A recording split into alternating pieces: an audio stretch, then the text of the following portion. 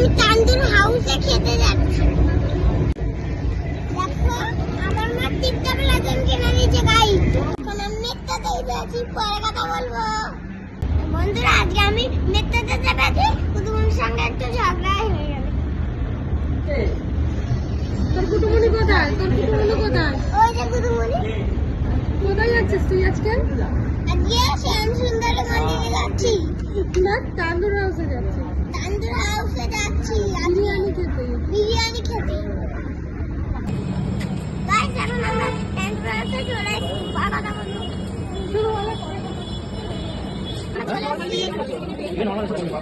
এখন আমি বড় বই দেখছে কি বাংলা কি খাবো আর সেই দেখতে বই তাই না আমি বসে আছি।